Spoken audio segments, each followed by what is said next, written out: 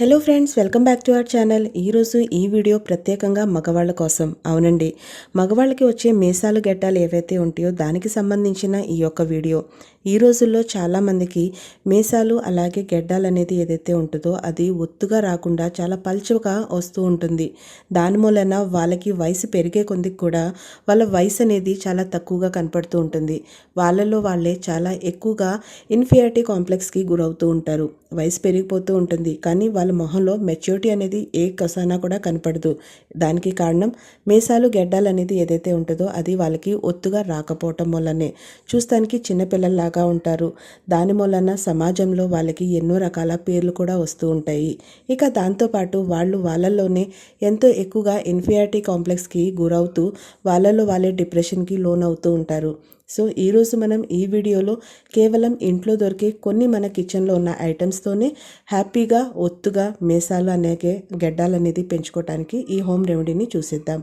So దానికైనా ముందు మీలో ఎవరైనా ఇంకా మా ఛానల్ని సబ్స్క్రైబ్ చేయకపోతే వెంటనే సబ్స్క్రైబ్ చేయండి. పక్కనే ఉన్న బెల్ ఐకాన్ని ప్రెస్ చేయండి. అలాగే ఆల్ అని క్లిక్ చేయండి. దాంతో మేము పెట్టేటువంటి ఎన్నో ఇంట్రెస్టింగ్ వీడియోస్ వెంటనే నోటిఫికేషన్ రూపంలో మీ దగ్గరికి వచ్చేస్తుంది. ఫ్రెండ్స్, మీరు కానీ దీన్ని గమనించే ఉంటే చూడండి, స్కూల్లో పిల్లలు కూడా దీని గురించి ఎన్నో రకాలుగా మాట్లాడుకుంటూ ఉంటారు. ఒక వయసు వచ్చిన తర్వాత 7th 8th తరగతి రాగానే వాళ్ళకి నూగ్గా మీసాలు అలాగే గెడ్డాలు అనేది రావటం జరుగుతుంది.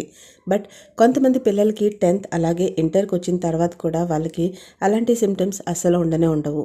చూస్తానికి పాలు గారుతున్నట్టుగా మొహం ఉంటుంది. చిన్న పిల్లల్లాగా కనపడుతూ ఉంటారు. బట్ వయసు చూస్తే మాత్రం పెరుగుతూ ఉంటుంది. అటువంటి వాళ్ళకి ఎన్నో రకాల ప్రాబ్లమ్స్ అనేవి వాళ్ళు ఫేస్ అవుతూ ఉంటారు. వాళ్ళ ఫ్రెండ్సే వాళ్ళని హేళన చేస్తూ ఉంటారు. ఏంట్రా, ఇంకా నీకు ఇలాంటి ఏ సిమ్టమ్స్ కూడా లేదు ఏంటి అని చెప్పేసి. అటువంటి చోట్ల కాడ పిల్లలు ఎంతో రకాలుగా డిప్రెషన్కి లోన్ అవుతూ ఉంటారు. సో అటువంటి ఏ ప్రాబ్లం అయినా సరే ఎట్టే తెచ్చుకోవచ్చు. సో దీనికోసం మీరు చేయాల్సింది కేవలం కొన్ని ఈ టిప్స్ ఏవైతే మేము చెప్తున్నామో దాన్ని రెగ్యులర్గా యూజ్ చేస్తే సరిపోతుంది. ఒకవేళ బాగా పలుచగా ఉన్న గెడ్డమైనా సరే ఒత్తుగా పెరుగుతుంది. అసలు లేని వాళ్ళకు కూడా క్రమక్రమంగా యూజ్ చేయటం వలన ఇది మంచిగా ఒత్తుగా గెడ్డాలు అలాగే మీసాలు కూడా రావటం అనేది జరుగుతుంది. దీనికోసం మీకు కావాల్సింది కొబ్బరి నూనె. అలాగే రెండో ఇంగ్రీడియంట్ దీనికోసం మీకు కావాల్సింది ఆవదం నూనె. ఇక మూడోది మెయిన్ ఇంపార్టెంట్, అదే కరివేపాకు. ఏంటి చాలా సింపుల్గా మూడు వస్తువులు చెప్పానని అనుకుంటున్నారా? కానీ ఈ మూడింటిని కలిపి మీరు కానీ మేము చెప్పిన విధానంగా చేస్తే చాలా ఎఫెక్టివ్గా మీకు దీని రిజల్ట్ అనేది కనపడుతుంది. ఫస్ట్ ఇప్పుడు మనం దీని తయారీ విధానం ఏదైతే ఉందో అది చూద్దాము. ఒక గాజు గిన్నె తీసుకోండి. దాంట్లో కొలతతో 4 స్పూన్లు కొబ్బరి నూనె ఏదైతే ఉందో దాన్ని వేసేయండి. ఇక దాని తర్వాత అలాగే దీంట్లో 4 స్పూన్లు ఆవదం నూనె ఏదైతే ఉందో దాన్ని కూడా వేయండి. కొలత మాత్రం పైకి కిందకి చేయకండి. కరెక్ట్గా సమభాగంలో అది 4 స్పూన్ ఇది 4 స్పూన్స్ రెండు కలిపి వేసుకోండి. ఇక మూడోది మనకి కావాల్సింది కరివేపాకు. కరివేపాకు ఏదైతే ఉందో అది మనకి ఎండబెట్టిన కరివేపాకు ఆకులు మాత్రమే కావాలి. పచ్చి కరివేపాకు అయితే దీనికి పనికిరాదు.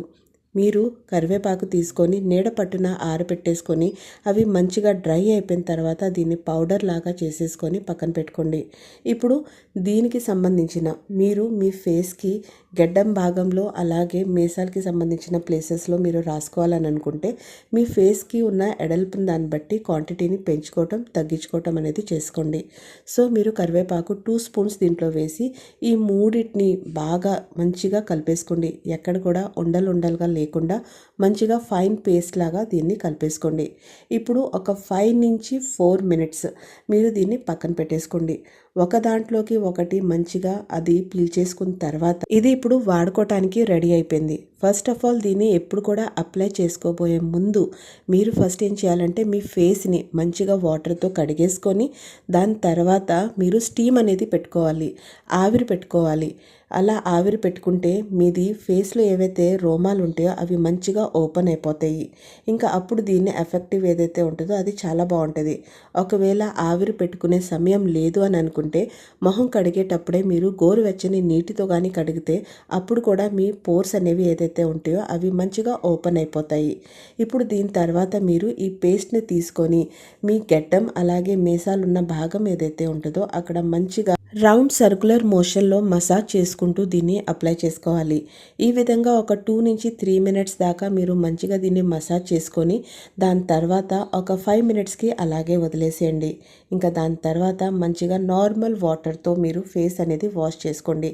ఈ విధంగా మీరు రోజు కానీ చేస్తే ఖచ్చితంగా మీకు బియర్డ్ ఏదైతే ఉందో అది ఒత్తుగా రావటం అనేది జరుగుతుంది.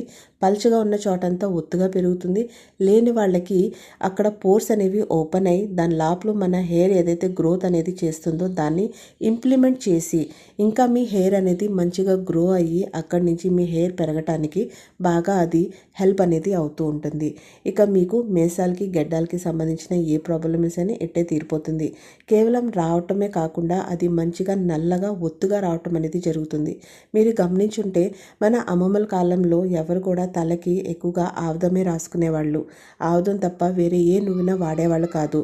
అందుకోసమే అప్పట్లో ఉన్న వాళ్ళందరి జుట్టు కూడా అంత బ్లాక్గా షైనీగా ఒత్తుగా ఉండేది. బట్ ఇప్పుడున్న జనరేషన్లో జనాలు ఆముదాన్ని కంప్లీట్గా పక్కన పెట్టేస్తున్నారు. అది బాగా జిడ్డుగా ఉంటుందని, స్మెల్ వస్తుంది అని చెప్పేసి మార్కెట్లో వచ్చి ఎన్నో రకాల ఆయిల్స్ ఏవైతే ఉంటాయో మంచి స్మెల్ కోసం వాటిని యూజ్ చేస్తున్నారు. నాన్ స్టిక్కీ అని, లైట్ వెయిట్ అని చెప్పేసి. But old is the best. కాబట్టి మీరు దీన్ని ఖచ్చితంగా ట్రై చేసి చూడండి. మీకు పాజిటివ్ రిజల్ట్స్ అనేవి వస్తాయి. సో ఫ్రెండ్స్, ఈ రోజుకి ఎంతవరకే. మీకు కానీ మా ఈ వీడియో నచ్చినట్లయితే ఖచ్చితంగా లైక్ చేయండి, షేర్ చేయండి, కామెంట్ చేయండి. Thank you so much.